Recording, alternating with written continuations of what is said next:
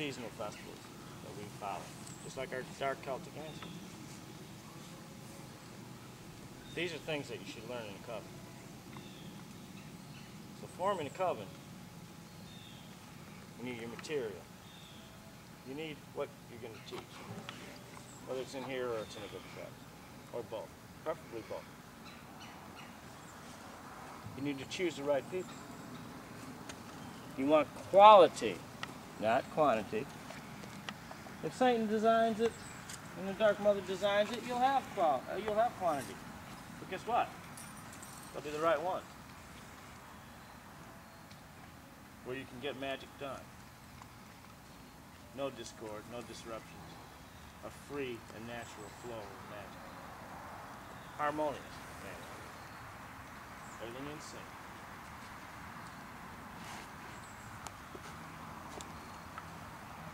Those are about your most important things on how to form a coven. When you feel that you are a high priest or high priestess, you've gone through some of the school of instruction, or if you understand, you also see that the Master Counselor will take people that come in and say, well, heck, I know you were a high priestess. My sister, High Priestess Lilith, is one of my handpicked. And you'll know that you can acknowledge what they had Mortis knew as well. You can acknowledge what they already know. And a real good teacher, you know what, they'll do that. They'll say, hey, you've got some experience, you've got it. It's a wise teacher that knows who has it and who doesn't have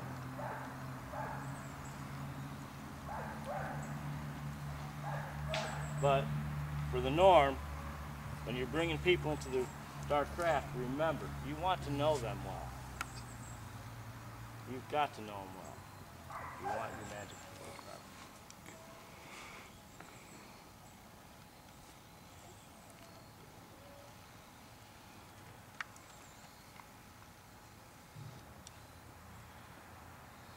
You don't want to be a coven that just talks about it. You want to be a coven that practices. Well, to be a practicing coven, that means you need to take the time. Be responsible for the students you do bring in. Teach them something. Don't talk about it. Go over to that altar and say, hey,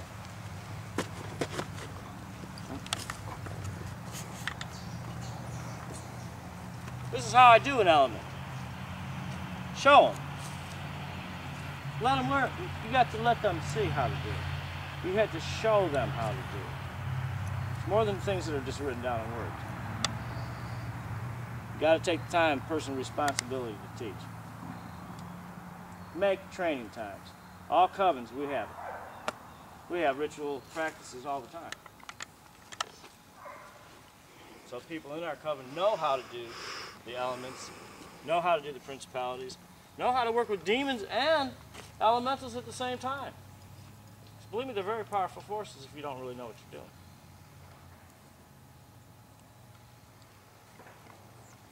Pick up your tools. Teach them, show them.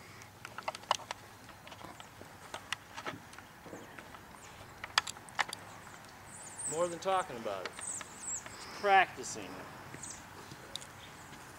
Every teacher in a coven, whether you're an elder like me, or a high priest or high priestess, you have to take that time with people.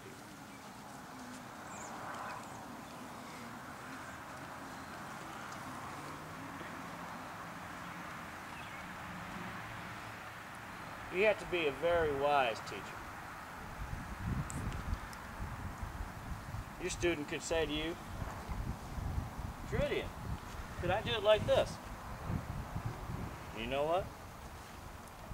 If they raise that energy and they can do it, you should be saying, hey, I encourage you to do that. Because magic starts within you. Any teacher that wants you to do something outside of yourself is not a good teacher. We're going to have traditions that any coven has and that we follow. They're guideposts. They're ancient landmarks to show you how to do the methods and do things in an organized manner to make magic work for you. good elder, a good high priest or high priestess is never going to tell you, don't innovate, don't learn things on your own personal self. We may say, hey, wait till you get to a certain level, because we want you to know those things first.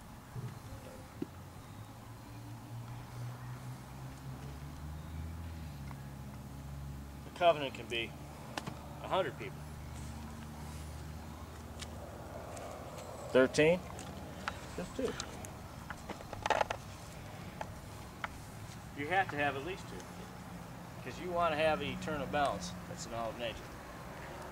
You want to have the Dark Mother represented. You want to have the Horned God represented. You don't have that balance, you're not a coven. You're an unbalanced magician. You're dabbling in the black arts. Big mistake to do. So always keep your balance. Learn to walk in balance first of all, and teach